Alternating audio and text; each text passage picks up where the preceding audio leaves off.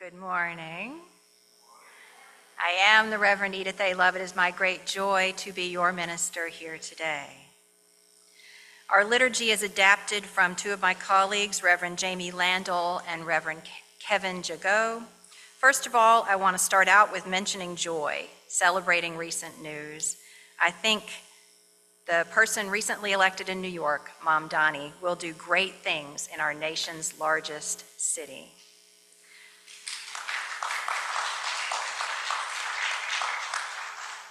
I believe these elections are a sign for all of us to have hope in our future. At the beginning of our program year every September, we hold water ceremony to regather as a community and bring together the many streams of our people into one place. At the end of our program year, in June, we recognize flower communion. Well, for us, it might be a little earlier because it's Florida. But we honor the beauty that is created by joining together the many individual flowers of us into a bouquet.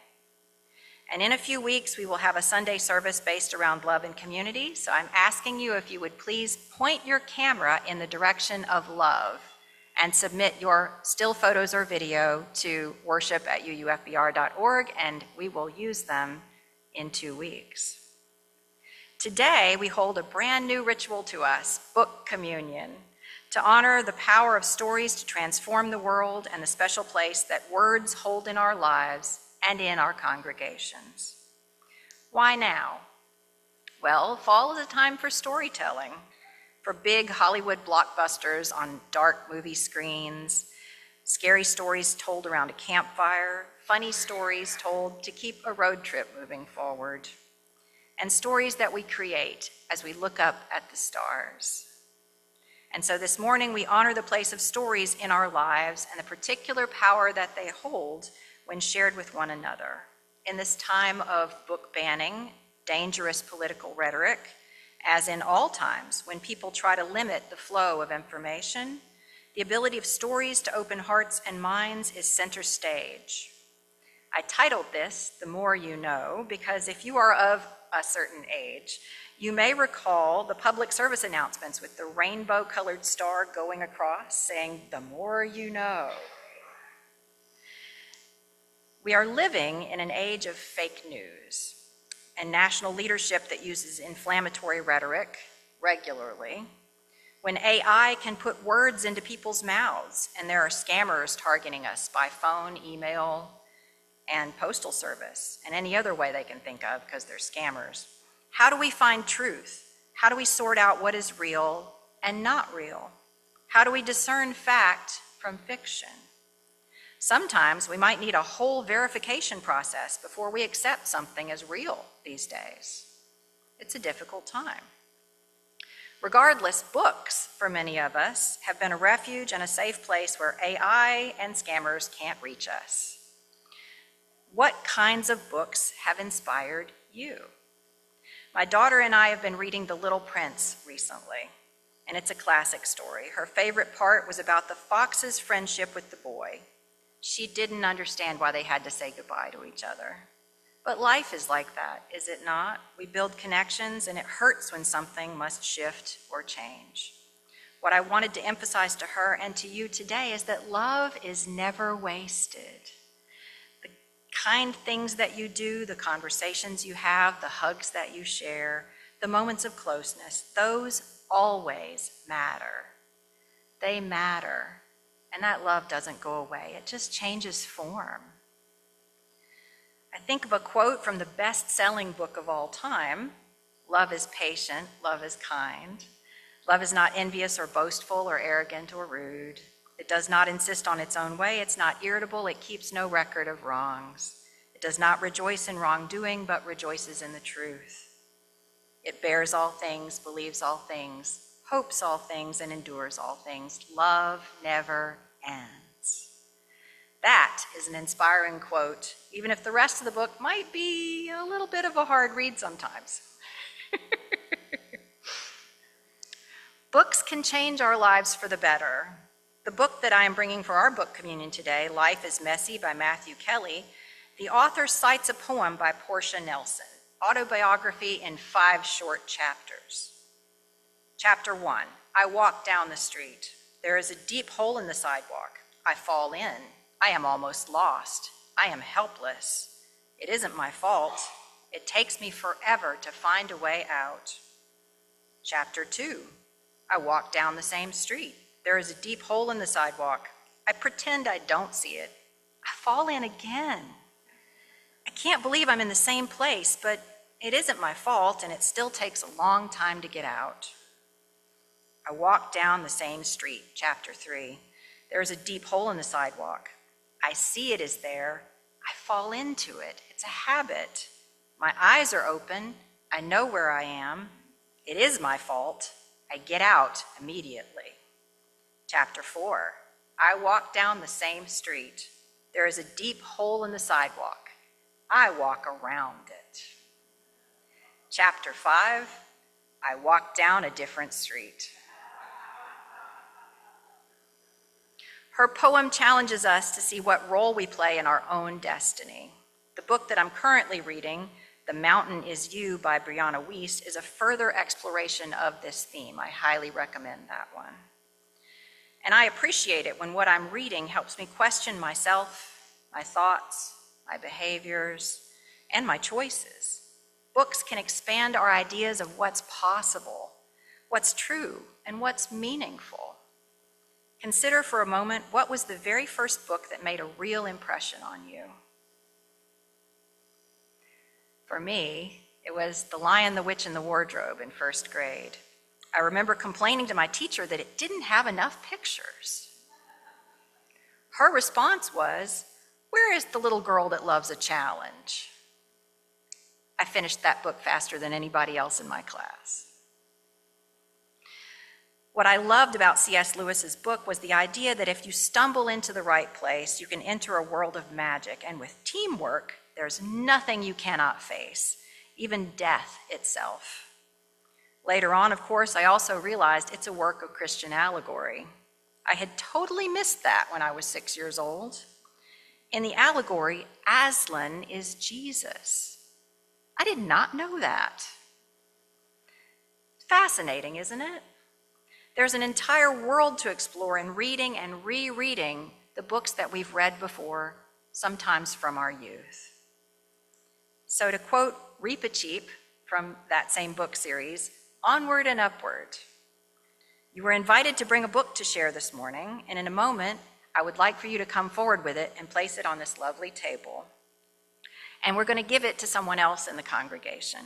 We don't know who may choose it. Is it a gift freely given because the story it holds matters to you, and hopefully it will to them too. Knowledge is a sacred and powerful human right. To be fully and joyfully human is to learn, to grow in mind and in spirit, to appreciate and possess a vast and diverse education derived from a holy curiosity. Unitarian thinker and theologian James Luther Adam tells us that revelation is not sealed. And if our minds are open, we are always students of all that life and the universe have to teach us. Never has knowledge been so accessible. With a few keystrokes or taps on our phones, more than likely, happens a lot. With screen readers, books printed in Braille, audiobooks, and the vast availability of natural resources that make printing books possible, we are surrounded by infinite possibility every single day. Unitarian Universalism is a faith of seekers and questioners. Our communion, our coming together for a larger purpose, is one of ideas and thoughts, sharing what is in our hearts. Today, we participate in a communion of words and ideas, those things that we have found meaningful as a way of building community between us and offering each other the sacred right of knowledge.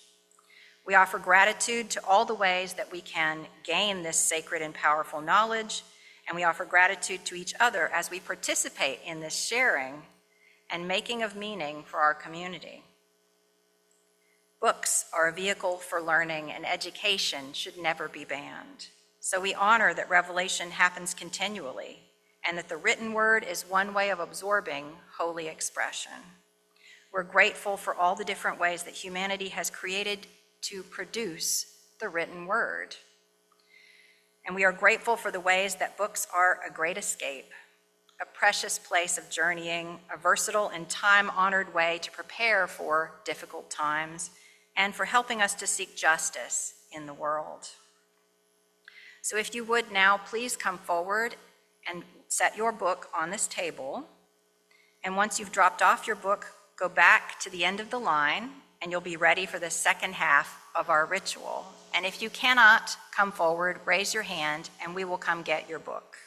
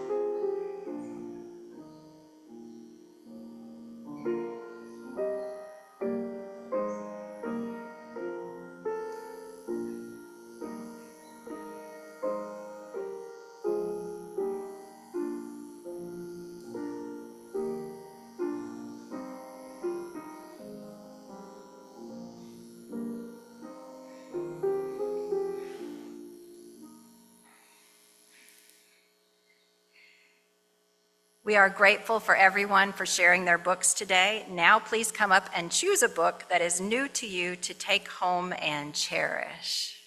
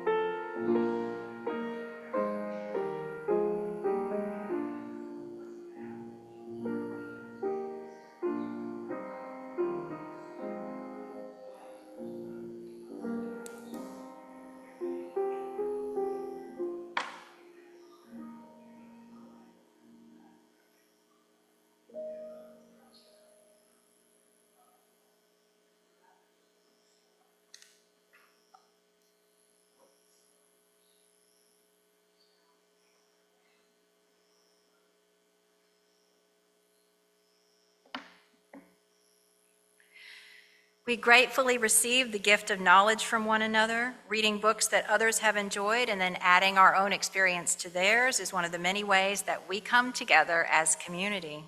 May your choices bless you deeply, and may we continue to fight for the ability to learn. May your books sustain you in the struggle for the soul of this nation. It is through sharing knowledge and networking that we may all thrive.